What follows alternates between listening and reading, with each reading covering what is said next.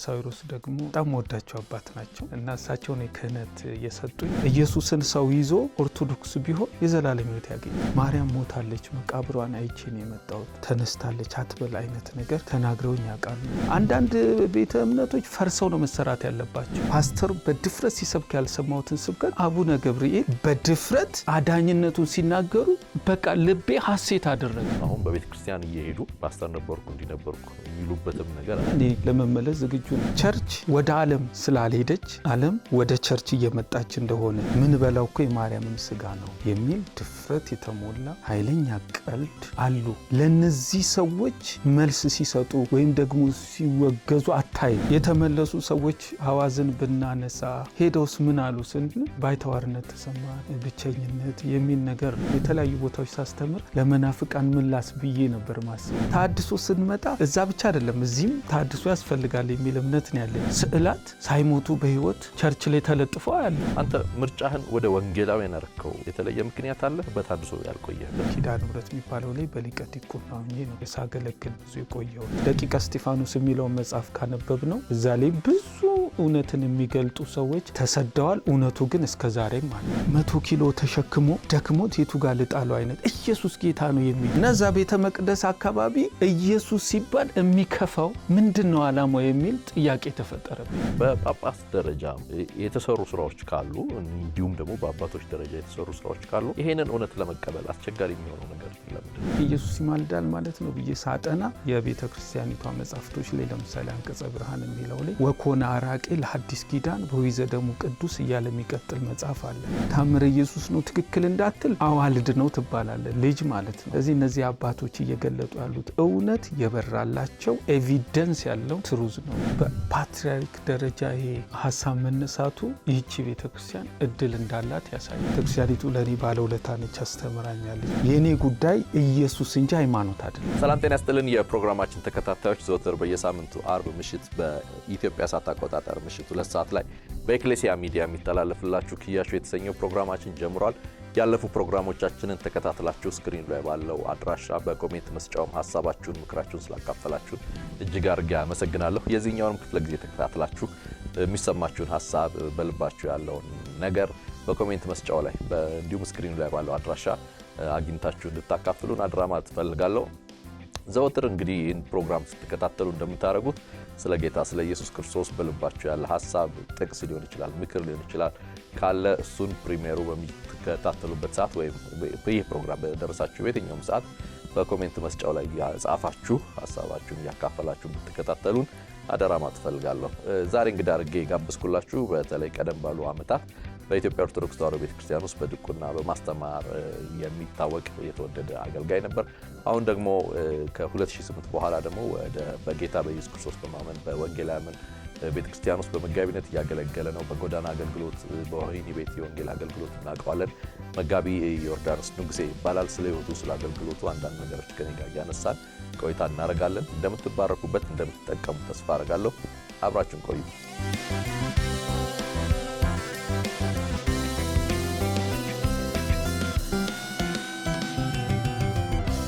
መጋቢ ዌልካም።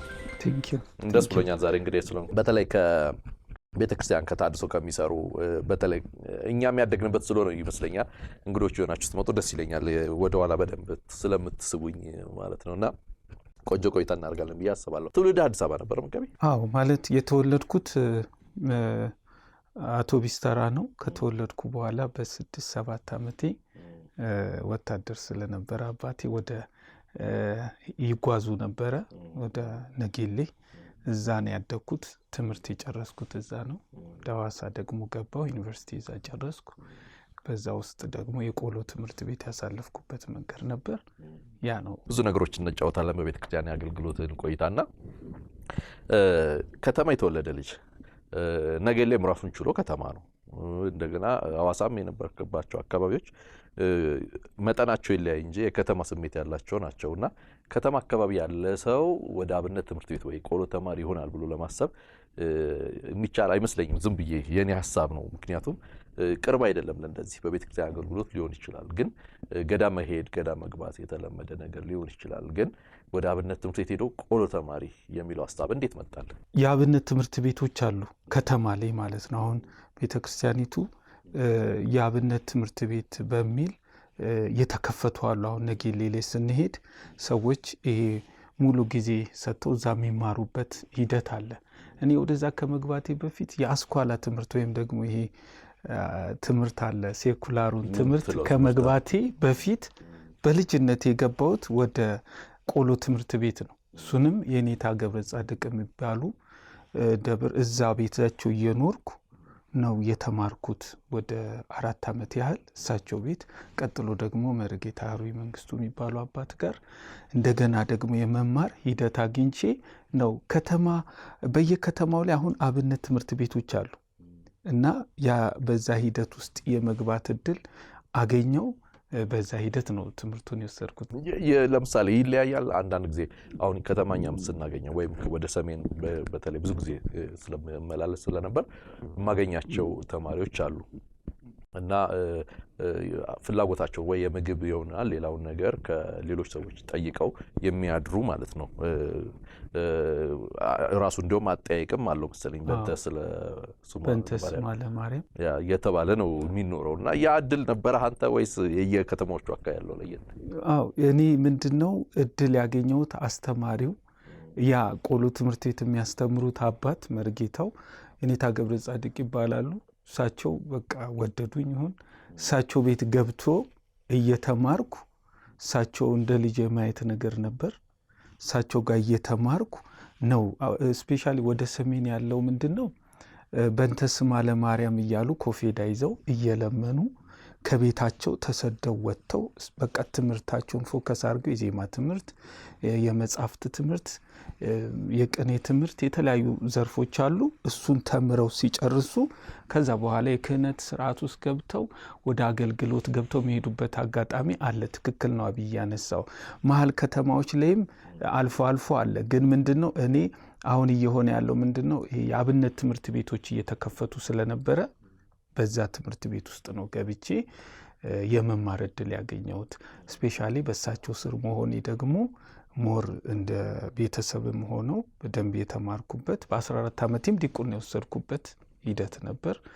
15 ዓመቴ ላይ ደግሞ እዛ ገብርኤል የሚባል ቤተክርስቲያን ተቀጥሬ እየተከፈለኝ በዲቁና 5 ዓመት አገለገልኩ። ቀጥሎ ደግሞ ስብከት ተምሬ ጽርሐ ጽዮን ከጨረስኩ በኋላ በአስተማሪነትና በሊቀ ዲቁና ወደ ኪዳነ ምሕረት ወደምትባል ደብር 5 ዓመት በአገልግሎት አሳለፍኩ። እዛም እንዲሁ እየተከፈለኝ ያንን ሂደት ነው ያሳለፍኩት። ከዛ ግን ወደ ዩኒቨርሲቲ በመገባበት ጊዜ ደግሞ የበራልኝን እውነት ወንጌል በተለያዩ ከተማዎች እየተዟዟርኩ አስተምር ነበር። ለምሳሌ አሁን በቤተ ክርስቲያኗ ስርዓት ውስጥ እንዲህ ይሄኛውን ላይን ይሄኛው መስመር ብቻ ይዞ የመሄድ ነገር አለ አይደል? ቅድም እንዳነሳው በድቁናው ከዛ በቅስናው እየተባለ ወደ ከፍተኛው የቤተ ክርስቲያኗ ማዕረግ ድረስ የመሄድ ነገር አለና አንተ ይሄኛው መስመር ለመከተል ማለትም ሴኩላር የምንለውን የዩኒቨርሲቲውንም የቤተ ክርስቲያኗን ይዘህ ለመሄድ የመረጥክበት ምክንያት ነበር ወይስ? እውነት ለመናገር እኔ ውስጥ የነበረው በቸርቿ ውስጥ የነበረኝ መረዳት በዲቁና ልፌ ስብከት ተምሪ ከዛ በኋላ ደግሞ በዛው የመቀጠልና በዛው ብቻ የመሄድ ነበር። እንዲሁም አስታውሳለሁ ወደፊት ምን እንደምትሆነው ሲባል እዛ ያሉም ልጆች ጓደኞች ያውቃሉና ቄስ ነው መሆነው መነኩሴ ማለት ዝማሚያ ነበረኝ። ግን ምንድነው ሁሌም ሁሉን በጊዜው ውብ አድርጎ የሚሰራ እግዚአብሔር በእኛ ላይ ያየውን ዓላማ ፐርፐዝ ይፈጽማል የሚል እምነት አለኝ። ግን ወደ ሴኩላሩ የገባሁት ምንድነው ትኩረትም አድርጌ አልነበረም። ግን እየሄድኩ እየተማርኩኝ በሄድኩ ቁጥር 12ኛ ክፍል ላይ ስደርስ አንድ ነገር ወደ ውስጥ ይመጣና መማር እንዳለብኝ ገባኝ። ማለት በዛ መቀጠል እንዳለብኝ እግዚአብሔርም ረዳኝ። እዛው ሐዋሳ ዩኒቨርሲቲ ደረሰኝ። እዛው በቀን በማታም የመማር እድል አግኝቼ ነበር። በሁለቱም እንድማር እግዚአብሔር ረድቶኝ በዛ ነው ያሳለፍኩት። ግን ትልቁ የኔ የነበረው ሀሳብ በዛው ቸርች ተምሬ ትልቅ ደረጃ በዛ የሚሄድ ነበረ። ግን ደግሞ እግዚአብሔር አዋቂ። ይሄ የጥሪ ጉዳይ ይመስላል። አንዳንድ ጊዜ ለመንፈሳዊ ነገር የምንሳብበት ጉዳይ አለ። እኛም በልጅነታችን ብዙ በዛ ነገር ውስጥ የማለፍ ነገር ስላለ የጥሪ ጉዳይ ይመስላል ወይስ ድንገት አንተ በቃ በዛ በአካባቢ ባለው ነገር ተስበህ የገባህበት የመንፈሳዊ እንቅስቃሴ ጉዳይ? መንፈሳዊ እንቅስቃሴዎች መጽሐፍ ቅዱስ እያነበብኩ ስመጣ ጥሪ ነው። ከእናት ማህፀን ሳትወጣ መርጫ ያለው ቅዱስ ያለው ለአሕዛብ ነብይ እንድትሆን ሾም ያለው የሚል ኤርሚያስ ምዕራፍ 1 ቁጥር 5 ላይ አለ እና ምንም እንኳን ኤርሚያስ እኔ ብላቴና ነኝ ቢልም የእግዚአብሔር ፕሮግራም ግን በሱ ላይ ነበር እና መንፈሳዊ እንቅስቃሴዎች እኔ የምርጫ አይደሉም፣ የጥሪ ናቸው። ግን ጥሪው በራሱ ፓሽኔት ይሄ ውስጥ ያለውን ነገር ይስብሃል፣ ይጎትታል። ግን አቬለብል በሆንን ቁጥር ለዛ ጥሪ በፍጥነት እንደርሳለን የሚል መረዳት አለኝ እና እኔ የመጣሁትም በዛ አይነት ወይ ነው። እግዚአብሔር ያየልኝ ነገር አለ። ያየልኝን ነገር ግን መጨረሻ ላይ በህልምም በቃሉም ሲያበራልኝ ወደዚህ የመሳብ ነገር መንፈሳዊ ነገር በጥሪ ነው ብዬ ነው ማስበው። በዛ በአብነት ትምህርት ቤት ውስጥ በርካታ ነገሮች ትምህርት እንደሚሰጡ አውቃለሁ አይደለ? የዜማ ጉዳዮች፣ የተለያዩ ነገሮች እና ምን ነገሮችን አሳለፍክ? ምን ተማርክ? እኔ የተማርኩት ያው እንዳልኩ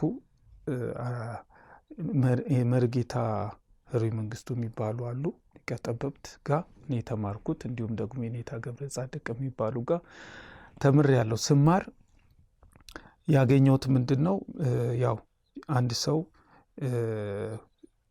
ውዳሴ ማርያም ይማራል፣ መልካ ማርያም መልካ ኢየሱስ ይማራል። ቀጥሎ ደግሞ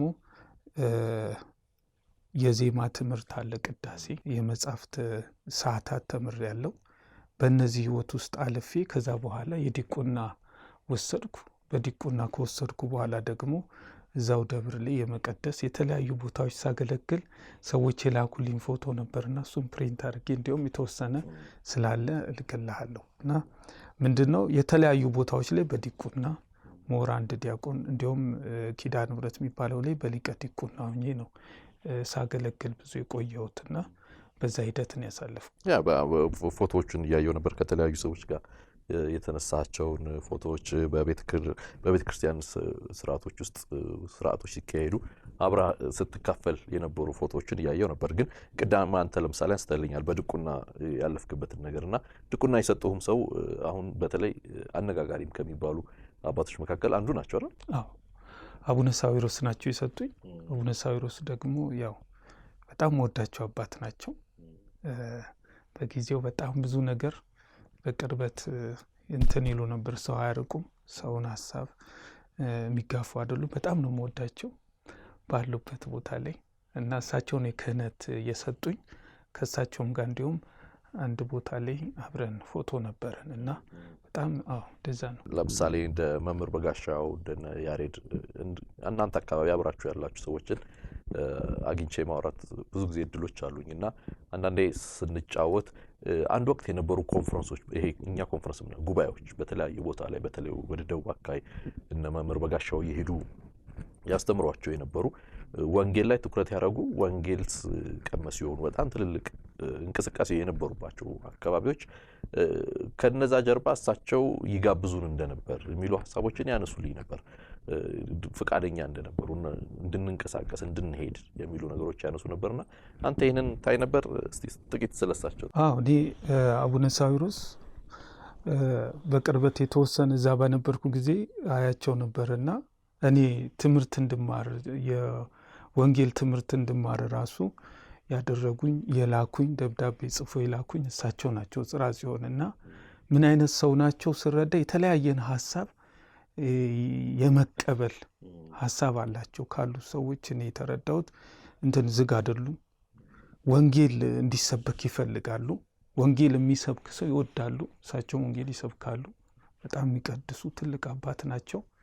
ያየሁት ግን ምንድነው ለሰው ወንጌል ለሚሰብኩ ሰዎች እንዲህ አጥር አይሆኑ እንዲው በር የመክፈት አይነት ነገር ሰዎች ሲሳሳቱም ለመምከር እንጂ እንትን አይደሉም። የማራቅ ነገር የማግለል ነገር አታይባቸውም። እኔ ባየኋቸው ሰውን ይወዳሉ። ስፔሻሊ ወጣቶች ወንጌል የሚሰብኩ ሰዎችን ያበረታታሉ። ዛም በነበርኩ ሰዓት እነ በጋሻው በኢትዮጵያ ላይ እንዳይሰብኩ በተከለከለበት ጊዜ እሳቸው ግን ፎቶአቸውን አብረው ለጥፈው ወንጌል እንዲሰበክ በዛ ቲም ውስጥ ያሉ ሁሉም ወገኖች ወንጌል እንዲሰበክ በራቸው ክፍት ምንድነው ለወንጌል የተከፈተ ልብ በር እንደሚሆኑ አይቻለውና አቡነ ሳዊሮስን እንደዛ ነው የምረዳቸው። ወደ ትምህርት ቤት ገባ። ከዛ አሁን ስትነግረኝ ነበር የካህናት ማሰልጠኛ አለ ለምሳሌ በቤተ ክርስቲያንና እዛ መካከል ለምሳሌ ፎቶውን እያየሁ ነበር። ይሄ የምርቃት ፎቶ አካባቢ ነው? አዎ ይሄ ጽርሐ ጽዮን የተማርኩት ነው። እዛ ስማር እዚህ ቦታ ላይ ላኩኝ እሳቸው ናቸው በደብዳቤ። እዛ ተምሬ ካህናት ማሰልጠኛ ወጣው። ከወጣው በኋላ ደግሞ በስብከት እንዳገለግል እንዲሁም እድል አመቻችተውልኝ ብዙ ቦታዎች ላይ እንዲሁም ወደ ሶማሌ ክልል ዶሎ፣ ፊልቱ የተለያዩ ቦታዎች ላይ ነጌሌም ወደ አዶላም የተለያዩ ቦታዎች እየወጣው ወንጌል ሰብክ ነበረ እና ያንን እድል ያገኘውበት የተማርኩበት ሂደት ነው። ምን ይመስል ነበር በተለይ የካህናት ማሰልጠኛ ውስጥ የነበራችሁ ቆይታ? ያው ምንድነው እኔ እዛ ውስጥ ነው ጥያቄም የተፈጠረብኝ።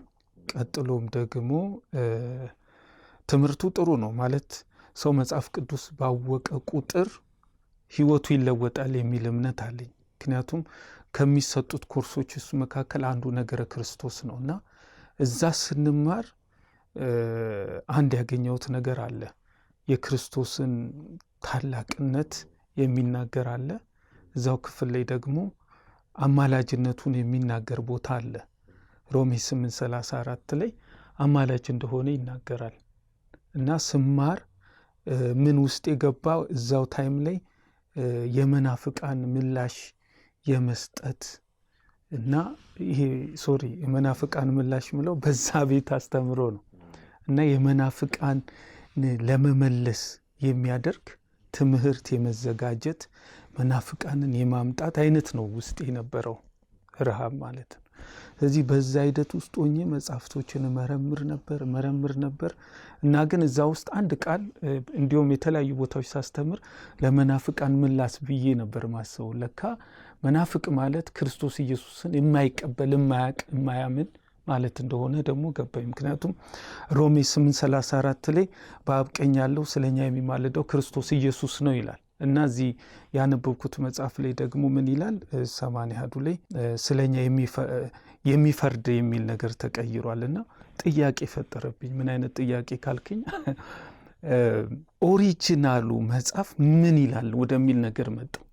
የግሪኩ ምን ይላል፣ የእንግሊዝኛው ምን ይላል፣ ትክክለኛው ይሄኛውን ያስኩት ኮፒ ነው። ስለዚህ ትክክለኛው ምን ይላል የሚል ውስጥ የገባና ኦሪጂናል ወርዱ ምንድነው የሚለው ሲል በአብ ቀኝ ያለው ከሙታን የተነሳው ይልቁንም በአብ ቀኝ ያለው ስለኛ የሚማልደው ክርስቶስ ኢየሱስ ነው የሚለው። ስለዚህ ኦኬ ኢየሱስ ይማልዳል ማለት ነው ብዬ ሳጠና አንዳንድ መጻፍቶችም የቤተ ክርስቲያኒቷ መጻፍቶች ላይ ለምሳሌ አንቀጸ ብርሃን የሚለው ላይ ወኮነ አራቄ ለሐዲስ ኪዳን በወይዘ ደሙ ቅዱስ እያለ የሚቀጥል መጽሐፍ አለ። የአዲስ ኪዳን መካከለኛና አስታራቂ የሚል ቃል አገኘው። ኦኬ ኢየሱስ ይማልዳል ማለት ነው፣ ያስታርቃል ማለት ነው የሚሉ ጥያቄዎች እየተብሰለሰሉብኝ ሄዱ። መጨረሻ ላይ ግን በዛ ትምህርት ቤት ውስጥም ከወጣው በኋላ እዛ ደስ የሚል ነገር ነው ያሉት። እዛ ስንመረቅ አቡነ ኤጲፋኒዮስን ያስመረቁን ቀሲስ በላይም ነበሩ፣ የተለያዩ ሰዎች ነበሩና እዛ ውስጥም የተማርኩት ከመንበረ ፓትርያርክ እውቅና ያለው የሰባኪነት ሰርቲፊኬት ሲሰጠኝ ለሰብክ ሄድኩት ቸርቿን ለማገልገልና ወንጌል ለመስበክ ነው። እኔ እንደ ውጪ ሰው ሳይሆን እንደ ልጅ ነው አክት ማድረገው። የበራልኝን እውነት በድፍረት ሰብክ ነበር። ምክንያቱም እኔ ከፕሮቴስታንትም ጋር ከሌሎችም ጋር ህብረት የለኝም። ማቀው ቸርቿን ነው ያደግኩትም የተወለድኩትም እዛ ነው።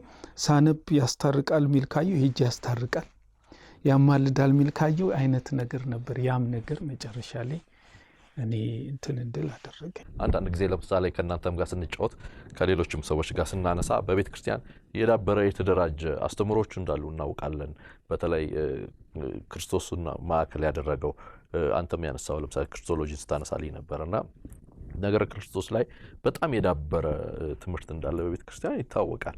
አንዳንዶች የሚያነሱት ሐሳብ ለምሳሌ በስነ መለኮት ተቋሞቹና በጉባኤዎቹ መካከል ጉባኤያት በመንላቸው መካከል በያውደ ምሕረቱ ከሚሰጡ ትምህርቶች መካከል ልዩነት ያለ ይመስላል የሚሉ ሐሳቦችን ያነሳሉ። ለምሳሌ ተቋሞቹ መካከል ላይ ሄዳበረው ዕውቀት አለ፣ ግን ወደዚህ ጋር ደግሞ ወይ ይፈራል ወይ እንደዚህ አይነት ነገርና እንደዛ ነገር አንተ አይተሃል? አዎ፣ ማለት የቤተ ክርስቲያኒቷ ዶክትሪን ምንድነው የሚለው ስንል ስለ ይሄ ጸሎት ሃይማኖት ናምን ባህዱ አምላክ እያለ በጸሎት ሁል ጊዜ በቤተ ክርስቲያኒቷ የሚነገረውን ስናይ በክርስቶስ ኢየሱስ ማመን እና ስለ ክርስቶስ የሚናገር ስለ ክርስቶስ የሚያወራ ሐሳብ አለ እና ግን ደግሞ እዛው ጋር ደግሞ ስትሄድ መጽሐፍ ቅዱስ ምን ይላል ወደሚል ነው የምትሄደው አይደል?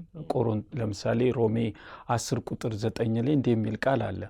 ኢየሱስ ክርስቶስ ጌታ እንደሆነ በአፍህ ብትመሰክር እግዚአብሔር ከሙታን እንዳስነሳው በልብህ ብታምን ትድናለህ። ሰው በልቡ አምኖ ይጸድቃል፣ በአፉ መስክሮ ይድናል ይላል። ሰው ኢየሱስ ክርስቶስ ጌታ እንደሆነ በአፍህ ብትመሰክር ነው የሚለው። ስለዚህ ይሄኛው ቃል በቃል ይሰበካል ወይ ካልከኝ፣ እዛ የሚሰበክማ ከሆነ እኔ ለምን ተሰደድኩ? ለምንስ ወጣው? ገብተዋል?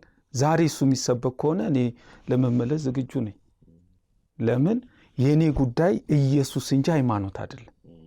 ስለዚህ እዛ ጋር ያለው ልዩነት ምንድን ነው? ብዙ መጽሐፍቶች አሉ። ለምሳሌ አሁን እንዳልከኝ ከሆነ አዋልድ የሚባሉ መጽሐፍቶች አሉ። ቀጥሎም ደግሞ አሁን የምንላቸው ስለ ክርስቶስ የተጻፉ መጽሐፍቶች አሉ። አንድ መጽሐፍ ላይ ከጎኑ 1000 መጽሐፍ ካስቀመጥክ ይህንን አይሸፍነውም ማለት አንችልም። በአጭሩ ግን ምንድን ነው ከዚህ ጋር የሚጋጩ ብዙ ነገሮች አሉ። ብዙ ለምሳሌ ታምረ ማርያም ላይ ማንሳት ይችላል። ገድለ ተክለ ሃይማኖት ላይ ብዙ መጽሐፍቶች አሉ፣ ቁጥር ልክ የሌላቸው። እነዚህ መጽሐፍቶች የክርስቶስ ኢየሱስን ስራ የሚሸፍኑ አሉ። ስለዚህ ይሄኛውም ይሰበካል፣ ይሄኛውም ይሰበካል። ግን ምንድነው በብዛት የኢየሱስን አዳኝነት ስትሰብክ ክስ አለ፣ ሰልፍ አለ። እነዚህን ግን ስትሰብክ ምንም አትባል። ለምሳሌ ሰሞኑ እንኳን በተፈጠረው አይተው ከሆነ ምን በላው እኮ የማርያምን ስጋ ነው የሚል ድፍረት የተሞላ እግዚአብሔር ባልቀለደበት ጉዳይ ኃይለኛ ቀልድ አሉ። ለነዚህ ሰዎች መልስ ሲሰጡ ወይም ደግሞ ሲወገዙ አታይም። ገብቶሃል? በዚህ እግዚአብሔር ባልተናገረው ጉዳይ ላይ ሰዎች እንደ ልብ ሲጽፉ ሲናገሩ ኮንትራታክ የሚያደርጋቸው የለም። በዚህ ጋር ግን ስለ ኢየሱስ ክርስቶስ አዳኝነት፣ ጌታነት፣ መድኃኒትነት በቂ እንደሆነ ስትናገር ግን ሰልፎች እንዳሉ ዛሬም አየሩ ላይ ያለው ሂደት ያስታውቃል ብዬ አስባለሁ።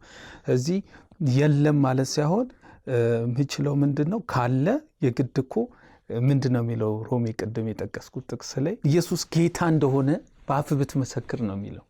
ስለዚህ መመስከር የሚባል ነገር አለ ብዬ አስባለሁ። እስቲ ወደ ዋና አንዳንድ ጉዳዮች እንመለስ። ብዙ ነገሮችን እያነሳን እየተጫወትን እንቆያለን። ከነ መምህር በጋሻው ጋር እዛውም ሆነህ ነው የማገልገል እድሉ የነበረው። ጉባኤዎች ሲዘጋጁ ጉባኤን በመምራት ምናምን ብዙ ታገለግል እንደነበር ሰምቻለሁ። ምንድነው ታውሎጎስ የሚባል የሆነ ህብረት አለ። እዛ ላይ ደግሞ በጣም የሚያገለግሉ ያሬድ ዮሐንስ አለ። በጣም እግዚአብሔር የረዳው ሰው ነው። በጣም ያስተምራል። ባለፈው እንዲሁም እዚህ ላይ ቀርቦ ደስ የሚል ስለ ድንቅ ፍጻሜ ይናገር ነበረ። እንዲሁም ደግሞ እነ መጋቢ አዲስ በጋሻው አሁን ህብረት አለው። እዚህ ትልቅ ስራ እየሰራ ነው። እንዲሁም በሪሁን እዛ ምንድን ነው ወንጌል ይሰበካል። እዛ ላይ በህብረት አብሬያቸው እኔ ያለሁበት ወደዚህ ሀገረ ስብከት አካባቢ ቅርበት ስለነበረኝ ወደዛ አካባቢ ሲሰብኩ አብረን የመስበክ ከነሱ ጋር የማሳለፍ ሞር ደግሞ እኔ ስፔሻሊ ወደ ሐዋሳ ላይ ስላሴ ላይ መድኃኔዓለም ላይ ቅዳሜ ስላሴ ሐዋሳ ላይ ፕሮግራም ይዤ አስተምር ነበር። የኔ ፕሮግራም ሆኖ መምህር እዛ ላይ ያሉት አስተማሪዎች ከአቡነ ገብርኤል የሚባሉ አባት ስለነበሩ እዛ ላይ የተለያዩ ወንጌል ስራዎችን እየሰራው አሳልፍ ነበረ። ከነሱም ጋር ደግሞ እነሱም የወንጌል ስራ ስለሆነ የሚሰሩት አብረን የተለያዩ ቦታዎች ላይ አብሮ የመሰለፍ እድሎች ነበሩ። ስፔሻሊ ከያሬዶ ጋር ታው ሎጎስ አይ ቲንክ ኢቢኤስ ላይም በስፋት መርሃ ግብር ነበሩ አይደል? ለመናፍቃንም ብዙ ምላሽ ይሰጥ የነበረ ጠንካራ ተቋም የነበረ ይመስለኛል። በኋላ ላይ ራሱ ወደዚህኛው እስከ ተከላከለበት። እኔ አንዳንድ ጊዜ እንዲያው ፈገግ ለማለት ያክል ነው ሳገኛቸው እንዲህ ለመናፍቃን ምላሽ የሚሰጡ ሰዎችን ወዳለው እላለሁ። ምክንያቱም መጨረሻ ላይ ምላሻቸው ራሳቸው ጋር ስለሚገኝ እላለሁ። አቡነ ገብርኤልን ስታነሳልኝ ፎቶ አይቻለሁ። ለምሳሌ ከእሳቸው ጋር አይ ቲንክ አሁን 3 ዓመት ያክል ሆነ መሰለኝ አሁን የሉም አይደል? ተሰብስበዋልና ስለሳቸው እንደውም ፎቶ ካገኘን አይቀር ብትነግረኝ ደስ ይለኛል። በወንጌል ስብከት አገልግሎት ውስጥ አሁን በሚዲያም የምናውቃቸው አሉ እንደ አቡነ በርናባስ አይነት ሰዎች። ቅርብ ጊዜም ደግሞ አቡነ ገብርኤል አሁን የስቅለት ዕለት መልእክት አቅርበው ቤዛ በሚል ርዕስ በጣም ብዙ መነጋገሪያ የነበሩ ሰዎች ልክ እንደነሱ ያክል ለወንጌል ልብ ያላቸው ተብሎ ከሚጠቀሱ ሰዎች መካከል ይመስሉኛል አቡነ ገብርኤል። 1-2 መልእክቶችም ሲያስተምሩ የተላኩልኝና ያዩዋቸው አሉ። ስለሳቸው አጫውተኝ እስቲ። ያው እሳቸውን የተወሰነ ማቃቸው ሐዋሳ በነበርኩ ጊዜ ነው። እሳቸው ሐዋሳ የሲዳማ ሀገረ ስብከት ጌዲዮ እዛ አካባቢ ላይ ሊቀ ጳጳስ ነበሩ። እንዲሁም ደግሞ ነጌሌ ቦረናን ደርበው ይሰሩ ስለነበረ ነጌሌ ላይ አንዳንድ ጉዳዮች ለማስጨረስ እሳቸው ጋር ገባ ነበር ስታዘዝ በቸርች በቤተ ክርስቲያኒቱ ማለት ነው። እና የመቀራረብ ነገር ድል አግኝቼ ነበር። ያው እሳቸው ጋር ያየሁት ነገር ምንድን ነው? ቃል በቃልም አብሬ በነበርኩ ጊዜ ለወንጌል ልባቸው ክፍት የሆኑ ሰው እንደነበሩ ኢቨን ሪሰርች የሰሩበትን መጽሐፍ ሳይ የሚያሳየው ዶክተር ናቸው። ማርያም የጥንተ አብሶ ፍዳ እንዳለባት የሚያካትት መጽሐፍ አላቸው። ሁለተኛ ነገር ደግሞ ኢየሱስን ይሰብኩ ነበር። እኔ ቃል በቃል አንዴ ካሉኝ ነገር አሁን በሕይወት የሉም። እግዚአብሔር መልካም ነው። በጣም የተወደዱ ሰው ናቸው። ኢየሱስን በጣም እየሰብኩ በነበረ ጊዜ እሳቸው ጋር ሰዎች ከሰሱኝና ሄድኩ። ልጄ 95% ኢየሱስን ስበክ፣ 5% ደግሞ አንዳንዶቹን ስበክ፣ ከዚህ በኋላ ተከሰብት መጣ የሚል ነገር ቀልድ በሚመስል ነገር እንደነገሩኝ አስታውሳለሁ። ግን ምንድነው እሳቸው አብሬም ሳሳልፍ አንዳንድ ከተረዳሁት ነገር ማርያም ሞታለች፣ መቃብሯን አይቼ ነው የመጣሁት፣ ተነስታለች አትበል አይነት ነገር ተናግረውኝ ያውቃሉ። ማለት እግዚአብሔር በውሸት አይከብርም። ሞታለች። እዛኛው ቤተክርስቲያን ማርያም እንዳረገች ነው የምናስተምረው። አሟሟትሽ በጥር ነሐሴ መቃብር ሚል ሁሉ መዝሙር አለ። ከዛ ደግሞ እንዳረገች ምናምን የሚናገር ነገር አለና እሳቸው መጽሐፍ ቅዱስ ደግሞ ዮሐንስ ወንጌል 3:31 ላይ ከላይ ከመጣው በቀር ወደ ላይ ወጣ የለም ይላል።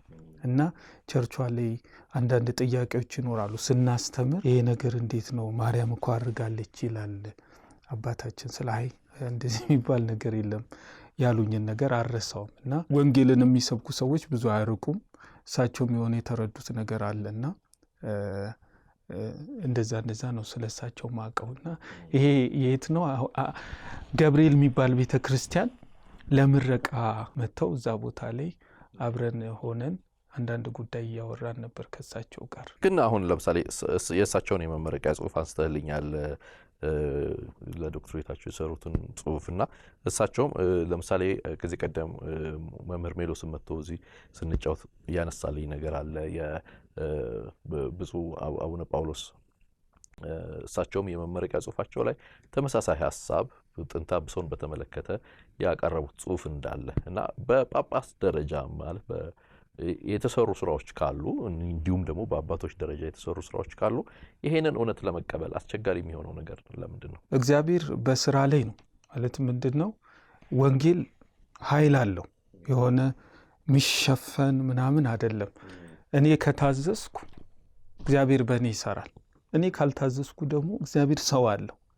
እዛ ቤተ ክርስቲያን እግዚአብሔር ሰው እንዳለው የሚያሳዩ ነገሮች ናቸው። ለምሳሌ አቡነ በርናባስም የተለያዩ አባቶችም የሚያነሱት ነገር አለ። እኔ ስመለከት ስፔሻሊ አቡነ በርናባስን ስናይ ኢየሱስ እንደሚያማልድ፣ ኢየሱስ እንደሚያስታርቅ በተለያየ መንገድ ሲናገሩ እየሰማን ያለ ነውና ይሄ የሆነበት ምክንያት ምንድነው የሚለውን እኔ የምረዳው ያነበቡ ሰዎች ስለሆኑ ነው። ያነበቡ ሰዎች ለምን ቤተ ክርስቲያኒቷ ውስጥ መጽሐፍ ቅዱስ አለ። ስለዚህ ያንን መጽሐፍ ቅዱስ ሲያነቡት አንዳንዴ እንትን ይገባብሃል እኮ ይሄ አንዳንዴ ዝም ብሎ ያልተጻፈ ስንናወራ ስንናገር ከተማርከው ውጭ ሲሆን ይጋጫል በራሱና አንዳንዶች ትንሽ የሞራልም የስነ ምግባርም የአይነት አስተሳሰብ ያላቸው አባቶች ኖ ይሄንን እውነት መግለጥ አለብን፣ ለዚህ እውነት መኖር አለብን የሚሉ ዛሬ አይደለም በነ አባ እስጢፋኖስ ዘመን በደቂቀ እስጢፋኖስ የሚለውን መጽሐፍ ካነበብ ነው እዛ ላይ ብዙ እውነትን የሚገልጡ ሰዎች ተሰደዋል። እውነቱ ግን እስከ ዛሬም አለ። ስለዚህ ምንድነው የነዚህ አባቶች የሚያሳየው ነገር ምንድነው? እውነትን ለመግለጥ ገንዘብ ነው እንዳትል በጣም የገንዘብ ችግር የለባቸውም። ስልጣን ነው እንዳትል በኢትዮጵያ ትልቁ ስልጣን ሊቀ ጳጳስ ነው። የሆነ ሰው ለሰው ተሽጦ ምንም ይሁን ነገር የለም። ግን ምንድነው ያሸነፋቸው ስትል እውነት ሰዎችን የማሸነፍ ኃይል አለው። ስለዚህ እኚህ ሰዎች እውነት ገብቷቸው እውነትን ደግሞ ለትውልዱ እያስተማሩ ያለበት እውነት ነው። ግን ምንድነው ተከታዩ ህዝብ ጋር ግን ማስተዋልና እነሱ የጀመሩትን መጽሐፍ እነሱ ግን ቆፍረው በማንበብ ወደ እውነት መድረስ አለባቸው ብዬ አስባለሁ። ሁሉንም የመግለጥ ኃላፊነት ላይኖርባቸው ስለሚችል የበራላቸውን እውነት እሳቸው ሲናገሩ ድሮም እኔ እየሰማሁ ብዙ ወደ እውነት እንድመጣ ያደረጉኝ እኔ ጴንጤ ሰብኩኝ አይደለም ወደ እውነት የመጣሁት። እንደና አባ መርሃ ክርስቶስ ያሉ አሜሪካ ላይ ያሉም እንዲሁ አንድ አባት አሉ እና እንዲሁ የተለያዩ እውነትን የሚሰብኩ አባቶች እዛ ውስጥ ጥያቄ እየጻፉ ያንን ጥያቄ ስናነብ ከእግዚአብሔር ቃል ጋር ለማስተካከል ስንሞክር አይሆንም። ስለዚህ አንዱ በቃ ስህተት ለምሳሌ የዮሐንስ ወንጌል ምዕራፍ 2 ቁጥር 7 ላይ ስታነብ ኢየሱስ እዛ ታሪክ ላይ ኢየሱስ የመጀመሪያ ተአምራትን በቃና ዘገሊላ አደረገ ይላል። የመጀመሪያ ተአምረ ኢየሱስ የሚለው መጽሐፍ ላይ ስትሄድ ደግሞ ኢየሱስ በሕፃንነቱ ወፍ እየፈጠረ ያበር እንደነበረ ይናገራል። እርስ በርስ ይጋጫል። ያኔ አይምሮህን ትንሽ ማሰራት እኛ እንደ እግዚአብሔር ቃል እንዴት ነው ይሄ ነገር ብለን ትጠይቃለህ ሰው ስለሆንክና ወይ ከሁለት አንዱ ተሳስቷል ወደሚል ነገር ትሄዳለህ።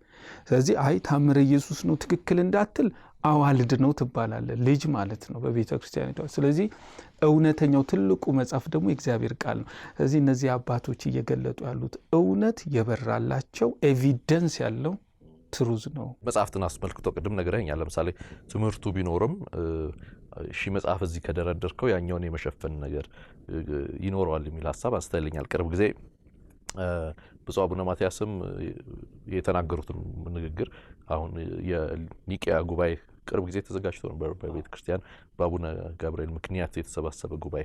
እዛ ላይ እሳቸውም ሲናገሩ ነበርና ቤተ ክርስቲያን የማታውቃቸው ትምህርቶች ወይም መጽሐፍቶች መታየት እንዳለባቸው ለጉባኤው መመሪያ የሰጡበት ነገርና ይሄ ወደ ወንጌል እውነት ይመራናል የሚል ሐሳብ አለ። ምናልባት ማለት ይሄ በፓትርያርክ ደረጃ ይሄ ሐሳብ መነሳቱ ይህቺ ቤተ ክርስቲያን እድል እንዳላት ያሳያል።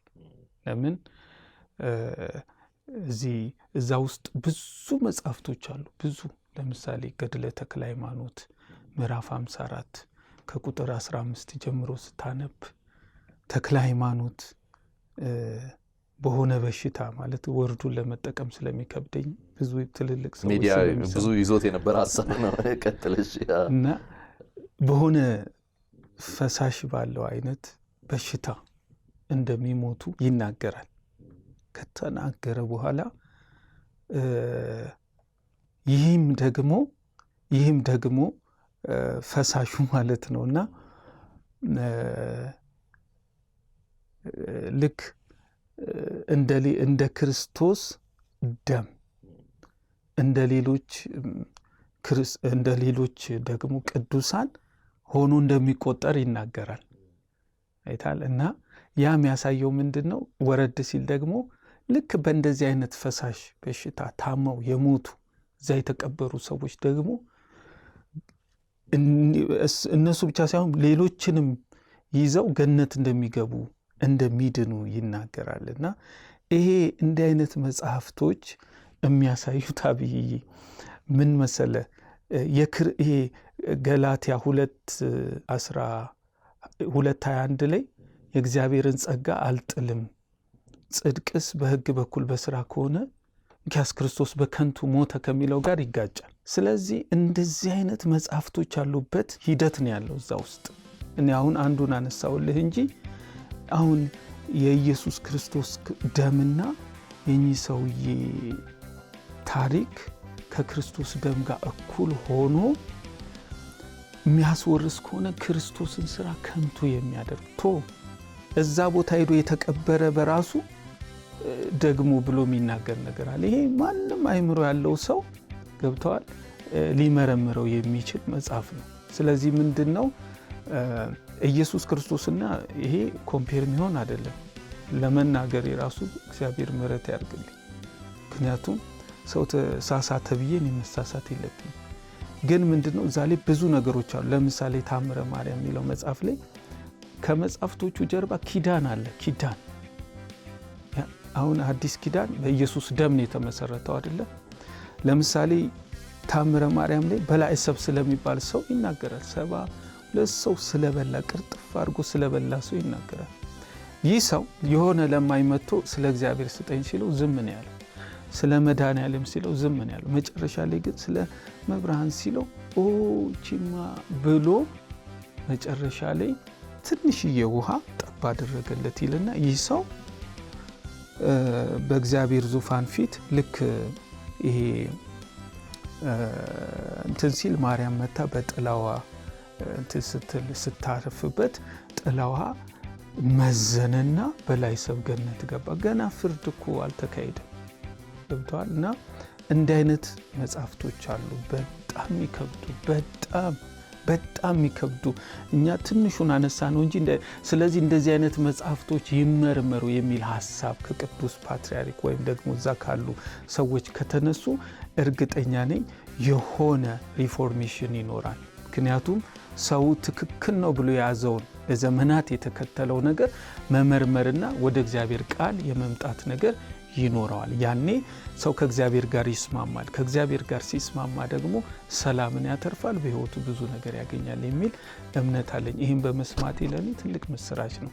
ሞር ደግሞ አፈጻጸሙን እጠብቃለሁ። እየተከታተላችሁ የምትገኙት ኪያ ሾው ነው። ከመጋቢ ዮርዳኖስ ጋር እያደረግን ያለነው ቆይታ አልተጠናቀቀም። ካፍታ ቆይታ በኋላ ተመልሰን ወደ እናንተ እንመጣለን በቀሪ ጉዳዮችና ሀሳቦች ላይ። እስካሁን እየተከታተላችሁን ካላችሁ እርግጠኛ ነኝ ወዳችሁናል ማለት ነው። ስለዚህ ሰብስክራይብ ሳታረጉ የደውል ምልክቱን ሳትጫኑ እንዳትወጡ አደራላችኋለሁ። ከአፍታ ቆይታ በኋላ እኛ ቆይታችንን እንቀጥላለን። እናንተ ይህንን የእረፍት ጊዜ ሰብስክራይብ ለማድረግ ደውል ምልክቱን ተጭናችሁ አብራችሁ ለመጓዝ እንድትጠቀሙበት አደራ እላችኋለሁ። አብራችሁ ቆዩ።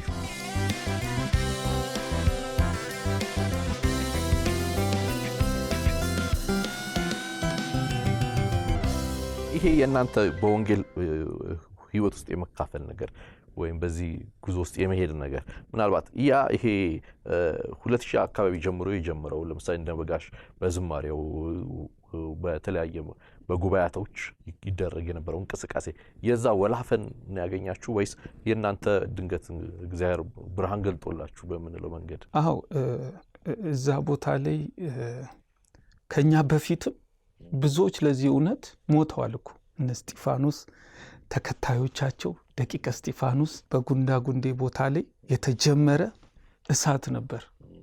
ስለዚህ ያንን ለማዳፈን ደግሞ የተሄደበት አለ። ደቂቀ እስጢፋኖስ የሚለው መጽሐፍ የማግኘት እድል ያለው ሰው እሱም ቢያነብ ብዙ እውነት ያገኛል። ለምሳሌ እኔ ጥያቄ ነበረኝ።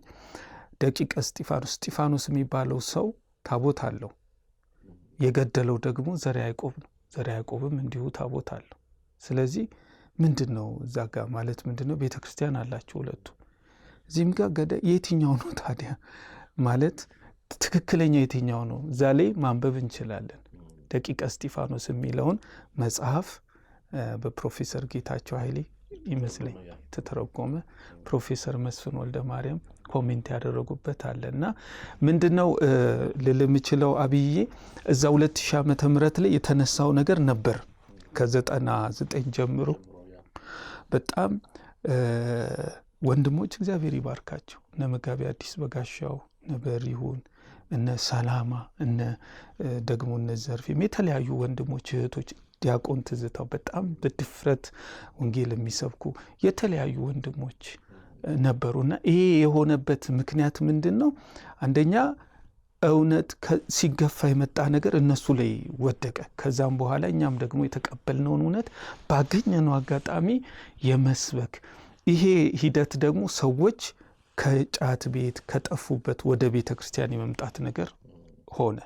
ለስራ ነው። በዛ ውስጥም ጉባኤ ሲዘጋጅ ብዙ ሰዎች ወደ ቤተ ክርስቲያን መምጣትን አደረገ።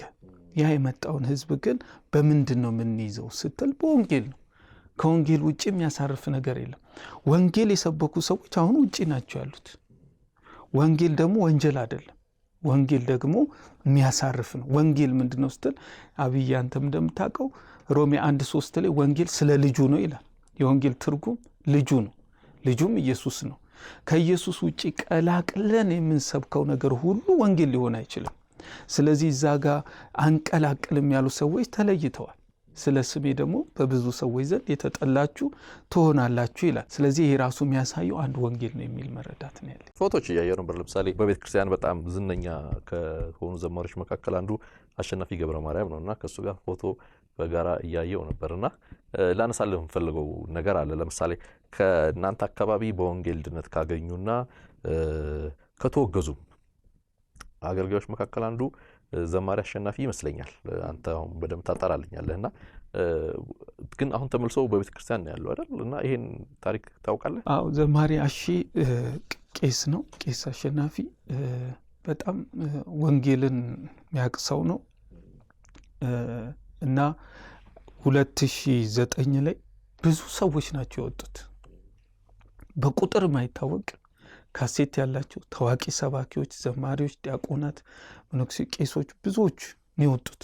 በጣም ብዙዎች እና የወጡት ወንጌል በርቶላቸው ነው።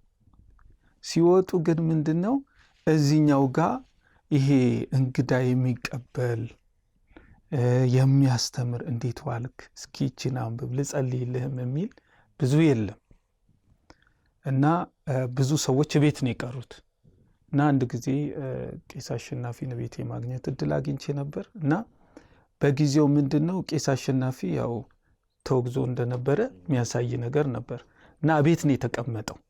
ቤት ተቀምጦ በሚዲያ ላይ ያስተምራል። ያው ብዙ ሰዎች ነበሩና አሁን ግን ከጊዜ በኋላ ደግሞ ተመልሶ ወደዛ እንደተመለሰ በሚዲያዎች ላይ በሚለቃቸው ነገሮች አይቻለሁ። ከኔ ጋር ምንድነው ተክለ ሃይማኖት የሚባል ደብር ጉባኤ ሄደን እዛ ቦታ ላይ የተነሳ ነው ፎቶ ነው ለአገልግሎትና ዛሌኔ ነበርኩኝ።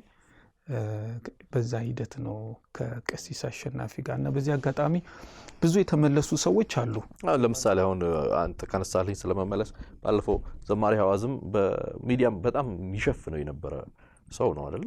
በጣም እሱም ብቻ ሳይሆን ደግሞ ለምሳሌ መጋቢ ነን የሚሉ ወይ ኢቫንጀሊካል ሰርክልስ ወንጌላውያን አካባቢ ነበርን የሚሉ ሰዎችም አሁን በቤተ ክርስቲያን እየሄዱ ፓስተር ነበርኩ እንዲነበርኩ የሚሉበትም ነገር አለና የእንደዚህ የመመላለሱ ጉዳይ ከምን የተነሳ ነው? እዚህ ላይ ምንድነው ሰው በክርስቶስ ካላረፈ በምንም አያርፍ። እኔ የገባኝ ነገር ኢየሱስ በቂ እንደሆነ ነው። እውነት ነው።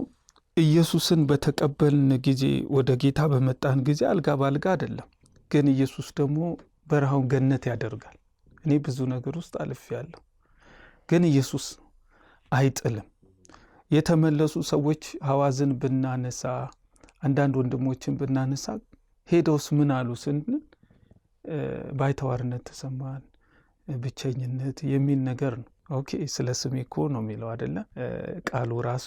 እና እርግጥ መዝሙሮቻቸው ዳንኩኝ በጸጋ የሚል መዝሙሮች ያሉት ወንድም ነው። በጣም መልካም ልብ ያለው ልጅ ነው። አምናለሁ እረፍት ኢየሱስ ነው። በሩ ክፍት ነው ብዬ አምናለሁ። እና ኢየሱስን ሰው ይዞ ኦርቶዶክስ ቢሆን የዘላለም ሕይወት ያገኛል። እኔ ወደዚህ ጋር ስመጣ ምንድነው ያመጣ ካልከኝ የእግዚአብሔር ቃል እንደሚለው ስለሚባል እንጂ ሃይማኖት በመቀያየር የሚገኝ ህይወት የለም። አሁን ለምሳሌ 5ቱ ሶላዎችን ብናይ ሰው በእምነት ብቻ፣ በጸጋ ብቻ፣ በክርስቶስ ብቻ፣ ለአምልኮ ስግደት ለእግዚአብሔር ብቻና በእግዚአብሔር ቃል ብቻ የሚል ሐሳብ ስላለ ይህንን አንብቤ ኦኬ ይሄ ነገር እዚህ አለ የሚቀላቀል ነገር የለም በሚል እውነት ወደዚህ መጥቻለሁ። እዚህም አሁን ምንድነው ብዙ ነገር ትተው የመጡ ወንድሞች ነበሩ። እዚህ ብዙ ነገር ያንን ትተው የመጡ ወንድሞች እዚህ የሚቀበላቸው የለም። ግንስ የተቀበለ ደግሞ ጌታ አለ። እኔ አሁን ለምሳሌ የተቀበለኝ የለም፣ ጴንጤ ማቀው ሰው የለም፣ ምን የለም። መጣው ጌታ ግን የሆነ የምታልፍበት የሆነ መንገድ አለ። መጨረሻ ላይ ግን የሚያደርስ ደግሞ የስኬት ጎዳና አለ እና የተመለሱ ሰዎች ወደ ልባቸው እንዲመለሱ ነው እንጂ ወደ ጴንጤ እንዲመለሱ አይደል። ያ የጠፋው ልጅ ወደ ልቡ ሲመለስ አባቱን ያሰበው። ስለዚህ ከዛ አኳያ የሄዱትም ወንድሞች አላቅም ብዙ አይነት ነገሮች እንደገጠሟቸው አንዳንድ ኢንፎርሜሽኖች አሉኝ። ግን ምንድነው ኢየሱስ ከሁሉ ይበልጣል፣ ከእናት ይበልጣል፣ ከአባት ይበልጣል። እኔ ባይዘዌ ጌታ ይባርክ አብይ አንድ መዝሙር ነው እዚህ ቤት ትክክል ያደረገችኝ። ይበልጣል ኢየሱስ ከእናት ይበልጣል፣ ከአባት ይበልጣል ሚል መዝሙር። እኔ እሱ ሴቱን ወንዲውን አላቅም፣ ግን እሱ መዝሙር ቤተሰቦቼን ብዙ ነገሮችን እንድንቅና ጌታን እንድከተል ያደረገኝ መዝሙር በዛ ሂደትና ብዙ ሰዎች የሚሄዱት አንዳንዱ ዝና ፍለጋ ነው፣ አንዳንዱ ደግሞ አቴንሽን ፍለጋ ነው። ደግሞ በዛ ውስጥ እግዚአብሔር አይከብርም።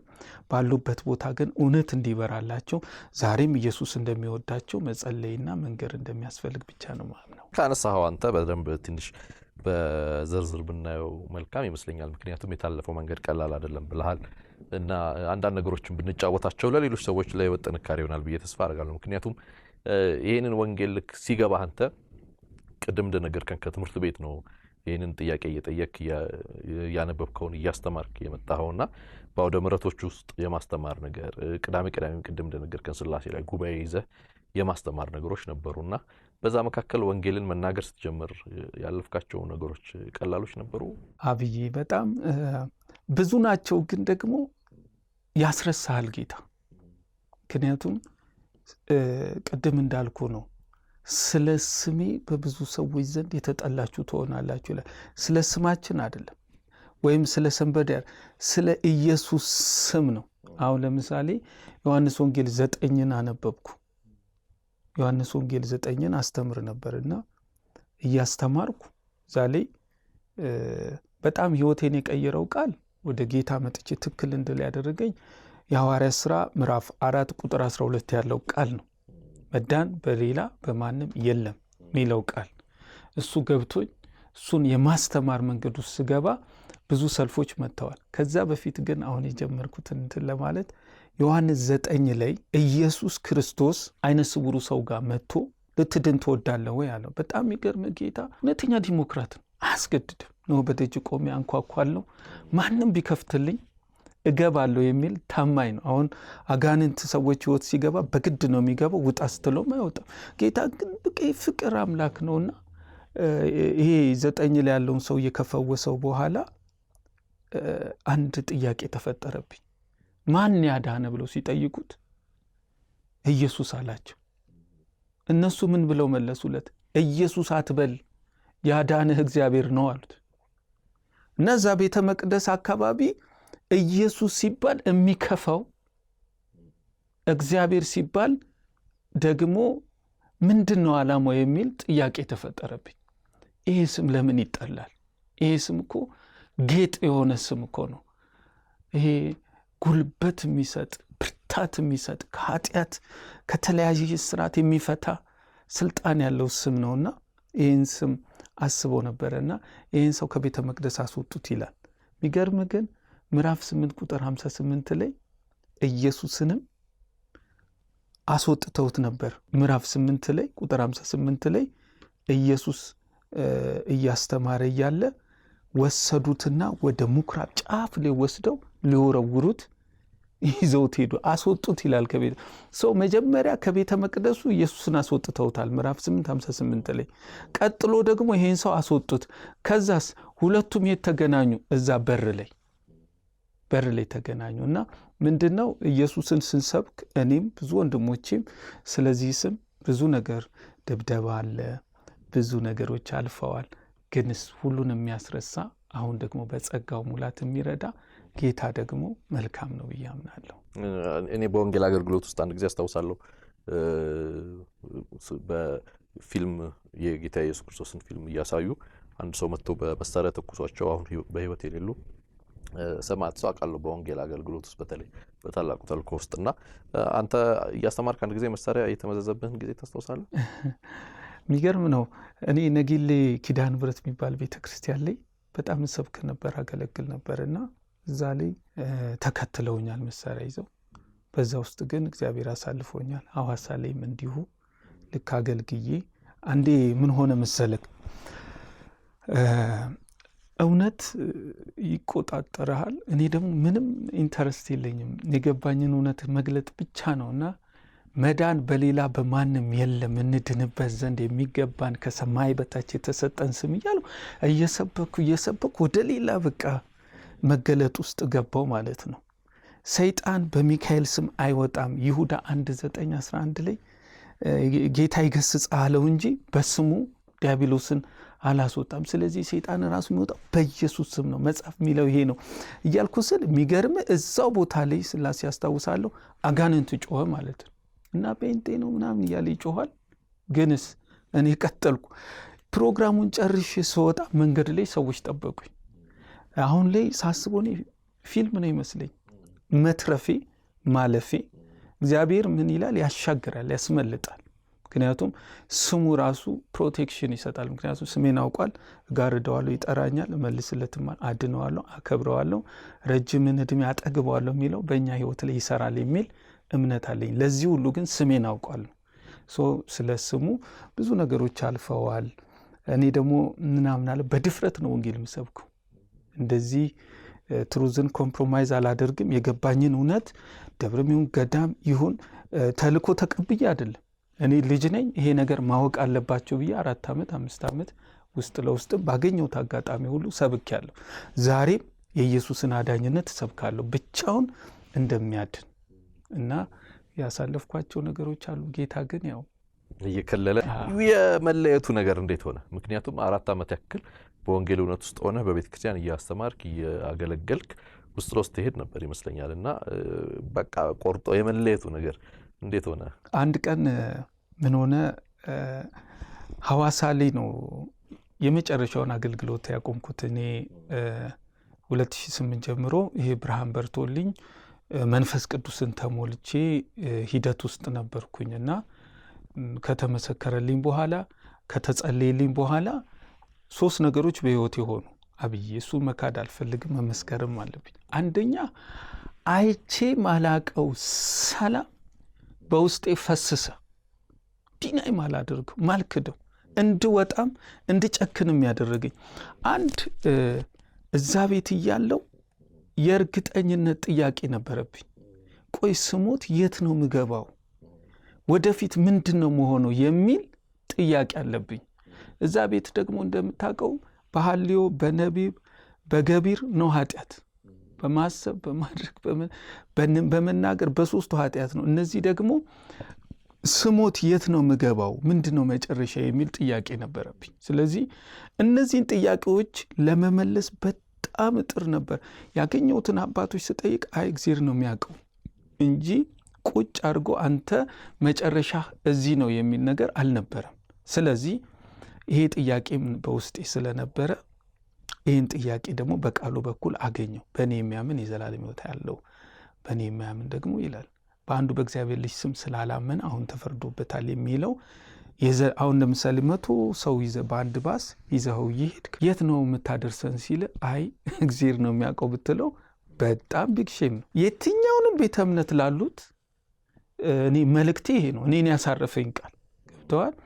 የት ነው እኔ ስሞት የት ነው ምገባው የሚል ነገር የደህንነት ጉዳይ ጥያቄ ነበረብኝ። አንድ ሰው መጣ መሰከረልኝ። አንተ በልጁ በኢየሱስ ክርስቶስ አምነ ኢየሱስ ጌታ እንደሆነ በአፍ መስክረ በልብህ ብታምን ትድናለህ አለኝ። ሰው በልቡ አምኖ ጸድቃል፣ በአፉ መስክሮ ይድናል የሚለውን ነገረኝ። ከዛ በኋላ ይሄ ጥያቄ ተመለሰ። ቀጥሎ ያመኝ የነበሩ ነገሮች ነበሩ። ልክ ጌታን ስቀበል ከኔ ላይ ተነቅሎ ሄደ። ጌታ ሆሊስቲክ የሆነ ጉብኝትን በሕይወት ያደረገ። ከዚህ የተነሳ ብዙ ነገሮች በሕይወት የሆኑ ጥያቄ እንዴት መለየት ሆነ የሚለውን በዛ ያ ከዛ ይሄ እነዚህ እውነቶች ከበሩልኝ በኋላ ግን ምን አይነት እምነት ውስጥ ነበር? እኔ በቀመስኩትን እነዛ ወገኖች ቢቀምሱት፣ እኔ በራልኝን እነሱስ ቢያዩት የሚል ፍቅር አደረብኝ፣ የርህራሄ። ምክንያቱም ጳውሎስ አይሁድ ይድናሉ ነው የሚለው አይደለ? እና እኔ ያን ቤተሰብ ወደዋለሁ። ባይዘዌ ቤተክርስቲያኒቱ ለእኔ ባለውለታ ነች፣ አስተምራኛለች። ብዙ መልካም ነገሮችን አግኝቻለሁ። ስነ ምግባር፣ ትትና፣ ብዙ መልካም ነገሮችን አስተምራኛለች። ግን ጽድቅ ደግሞ በዚህ ስለማይገኝ፣ የዘላለም ሕይወት በዚህ ስለማይገኝ፣ የዘላለም ሕይወት በክርስቶስ ኢየሱስ ብቻ በማመን ስለሆነ ኢየሱስ ደግሞ ከሁሉ ይበልጣል። ስለዚህ ይሄንን እውነት ገብቶኝ ስለነበረ ያንን ለመተግበር ሞከርኩ። እዛው ቤት በማገኛቸው አባቶችም የመመስከር አንድ ጊዜ ነበጋሻው ሐዋሳ ኮንፈረንስ ፕሮግራም ነገር አዘጋጁ 2009 ላይ።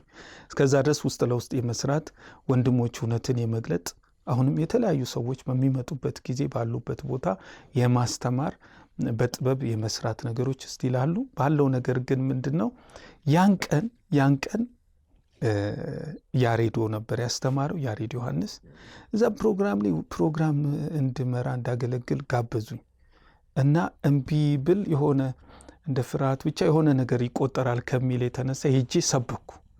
ስሰብክ እዛ ምንድነው እዛ ፕሮግራም ላይ ሳገለግል ለካ ወንድሞች እንደመጡ ተነግሯል። ሰው ካሜራ ይዞ መጥቷል። እኔ ደግሞ እዛ ሰዓት ላይ ምንም እንኳ በመንፈስ ቅዱስ ተሞልቼ የተለያየ ሂደት ውስጥ ብገባም ክርስቶስ በርቶልኝ እርፍ ብልም ይሄ ረፍት ግን እንዲያገኛቸው ቅናት ነበረብኝ። እዛ ቦታ ላይ ቆሜ በማገለግልበት ጊዜ ካሜራ ወሰዱ። እኔ ደግሞ እዛ ቦታ ላይ ያው ኢንቫይሮንመንቱ ልሳን የተለያዩ እንቅስቃሴዎች ነበሩ። ስለዚህ ያንን ያዙ። ከዛ በኋላ ፎቶዬን በተለያየ ቦታ ላይ ለጠፉ፣ ደብሮች ላይ ምናምን። ከዛ ሰዎች በእኔ ላይ ተጽዕኖ ፈጠሩ። ስብከቶች ነበሩ እንዲሁም በጣም ስትሮንግ የሆኑ በቃ ግን እግዚአብሔር ደግሞ መልካም ነው፣ አሳለፈኝ። ከዛ በኋላ ግን ወደ ረፍቴ ወደ ገነቴ ገባው። ረፍት ድሮ ሰንበት የሚመስለኝ ቀን ነበር፣ ትንሣኤም ቀን ነበር የሚመስለኝና ወደ ረፍቴ ገባው። አሁን ግን ስትል ሸክም አለኝ፣ እጸልያለሁ ለብዙ ሚሊዮኖች ለመድረስ። አሁንም በመጽሐፍ ትዘጋጃለሁ፣ በሚዲያ ሰራለሁና ከዛ በኋላ ነው የተለየሁት። ባይዘዌ እንድለይ ካደረገኝ ነገር አንዱ መንፈስ ቅዱስ ነው። አብይ መንፈስ ቅዱስ በቃ መጥቶ አገኘኝ። መንፈስ ቅዱስ ካገኘኝ በኋላ ንግግር የተቀየረ፣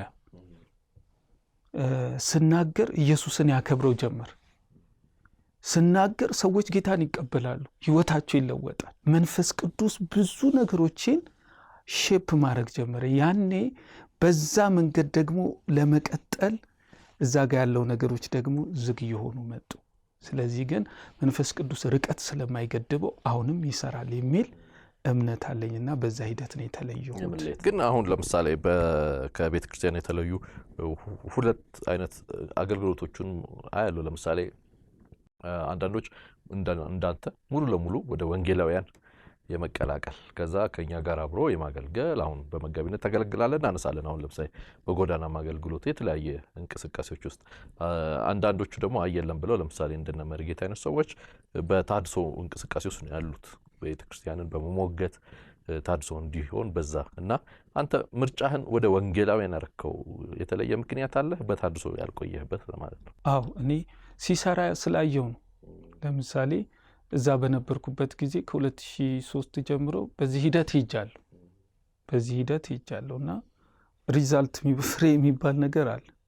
በፍሬ ነው ሰው እንትን ማለት እና በዛ ሂደት ሄጄ ያመጣውትና ቀጥሎ ደግሞ በመንፈስ ቅዱስ ኃይል በእኔ ባልሆነ ቴክኒክ በእኔ ባልሆነ አሰራር በሚያባብል ቋንቋ ሳይሆን ኃይልን በመግለጥ በሄድኩበት ዴይ ቱ ዴይ ሰዎች ወደ መዳን ይመጣሉ። ግን ምንድነው ተሐድሶ ስንል እውነት ነው። በተሐድሶ የሚያገለግሉ ወንድሞች አሉ ዋጋ እየከፈሉ ገድል ወይስ ገደል የሚል መጽሐፍ ጽፎ ጌታቸው ለብዙ ሺህ ሰዎች መዳን ምክንያት ሆኗል። እኔ አይቼው አላቅም። አንድ ጓደኛዬ አይቶት አያቅም። በሱ መጽሐፍ ጌታን አውቋል። ይጠይቃል መልስ የለም፣ ይጠይቃል መልስ የለም። እንዴ አንተ መናፍቁንክ እንዴ ተብሎ የተወገዙ ብዙዎች ወደ ጌታ የመጡ አሉ። በመዝሙር በተለያየ ወንጌል ተሐድሶ ስንመጣ እዛ ብቻ አይደለም፣ እዚህም ተሐድሶ ያስፈልጋል የሚል እምነት ነው ያለኝ ብዬ።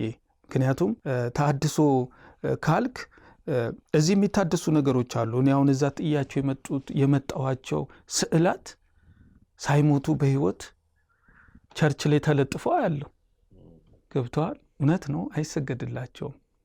ግንስ ልምምዶች አሉ፣ እግዚአብሔር ያልሆኑ ልምምዶች ከእግዚአብሔር ቃል እዚህም መተህ ተሐድሶ ነው ወይ እንዳትለኝ። ግን ምንድነው ተሐድሶ ያስፈልጋል። እዛ እየሰሩ ያሉትን ወንድሞች ሳይ እኔ እንድለይ ያደረገኝና በምን አይነት መንገድ መሄድ አለብኝ የሚለውን ምሪት ተቀብዬ ነው። ሰው እንደገባው ነው መሄድ ያለበት። ምክንያቱም በዚህ አጋጣሚ በዛ ውስጥ ያሉ እምጸልይላቸው ማሰለጥናቸው ለወንጌል እየሰሩ ያሉ አሉ። አሁን በዚህ ሰዓት እኔን ለምሳሌ አግኝቻቸው ሰዎች ወደ እምነት ከመጡ በኋላ ሰራዊት እንዲሆኑ ነው ማደርጋቸው። ቢሮ ላይም ስልጠና እሰጣለሁ፣ ትምህርቶችን እሰጣለሁ።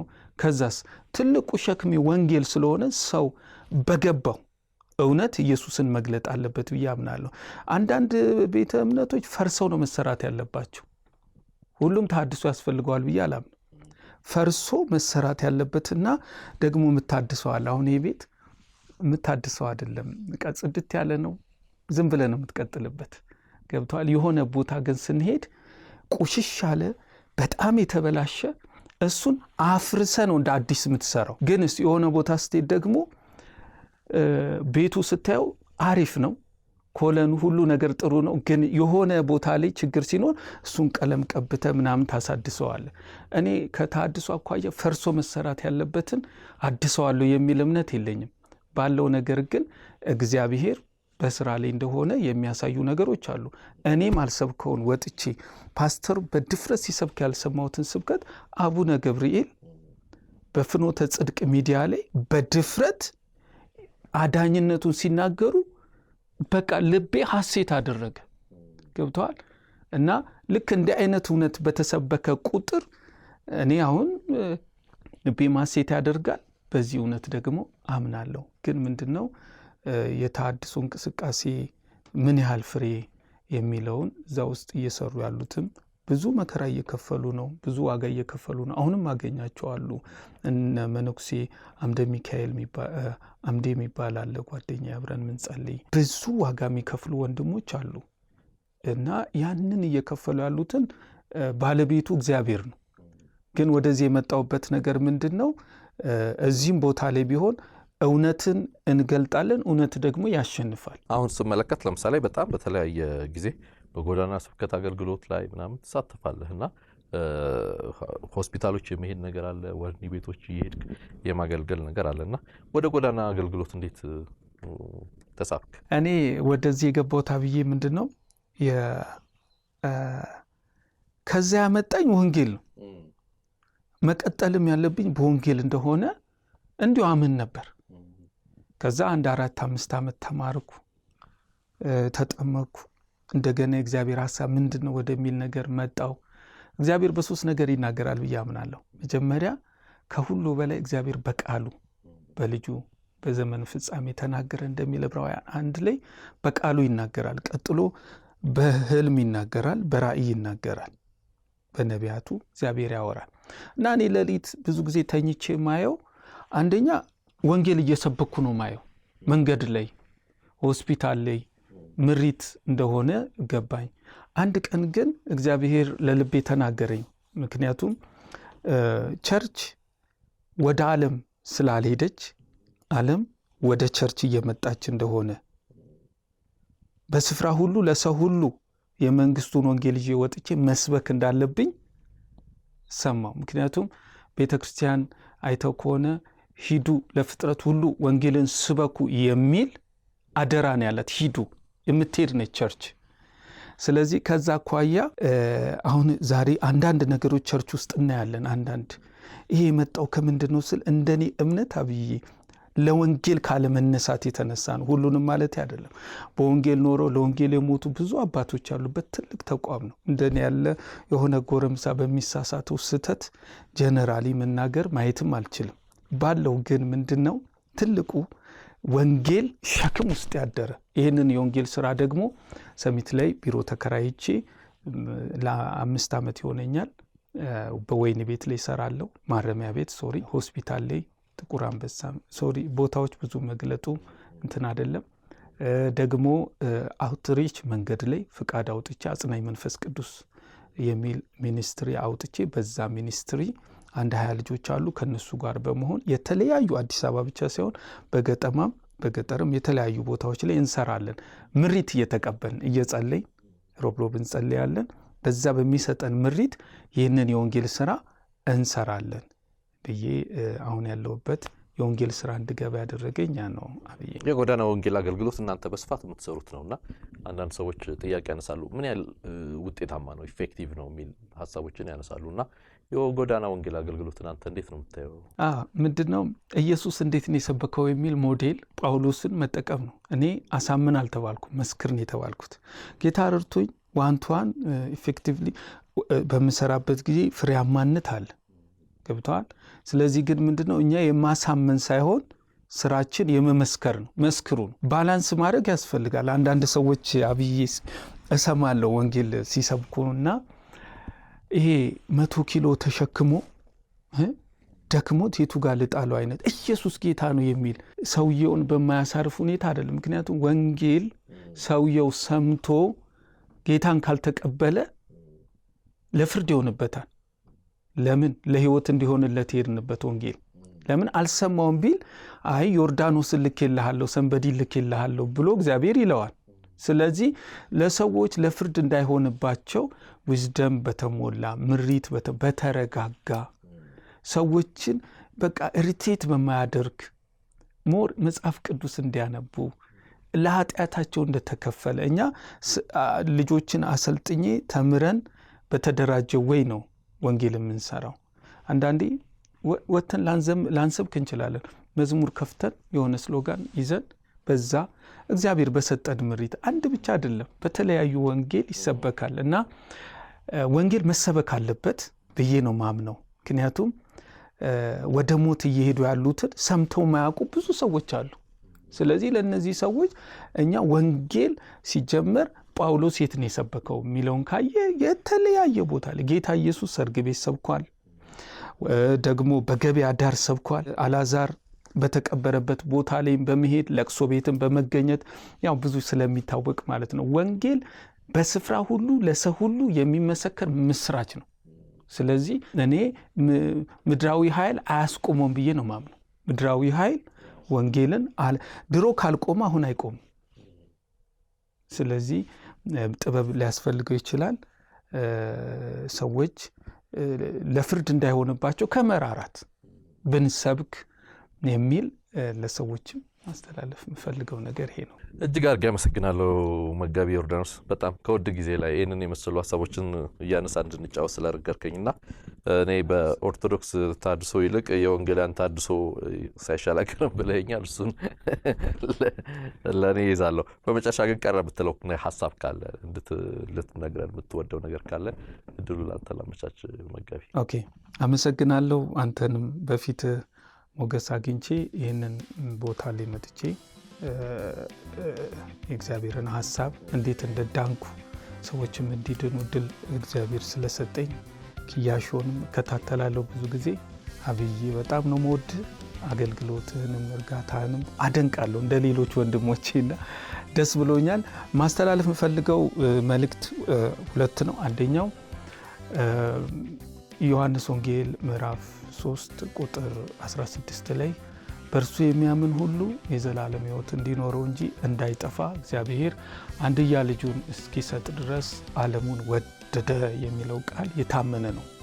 ስለዚህ ሰዎች መወደዳቸውን አምነው በክርስቶስ ኢየሱስ ቤዛነት ስራ ተረድተው ሕይወታቸውን ከክርስቶስ ጋር ካጣበቁ ሶፋ ላይ ሆነው ኢየሱስ የሕይወቴ ጌታ ነው ብለው ከተናገሩ የመዳን እድል እንዳላቸው፣ እኔ ለመዳን ብዙ ቦታ ውጣ ውረድ ውስጥ ገብቼ ጽድቅን አላገኘውም፣ ጽድቅ የሚገኘው በእምነት እንደሆነ ማስተላለፍ ፈልጋለሁ በተለያየ ሁኔታ ላይ ላለውና ሁለተኛ ደግሞ ወንጌል የሚሰሩትን ወገኖቼን የትኛውም ከተማ ላይ ያሉትን አብረውኝ ወጡ እንዲበረቱ ከዚህ በላይ ደግሞ እንዲዘረጉ አበረታታለሁ። ሌላው ግን በጸሎት ይደገፉኝ፣ ዛሬ እንድቆም ያደረጉኝ ብዙ ሰዎች አሉ። ቴንኪው ማለት ፈልጋለሁ እና አፖስትል ታምራት ጸልየውልኛል።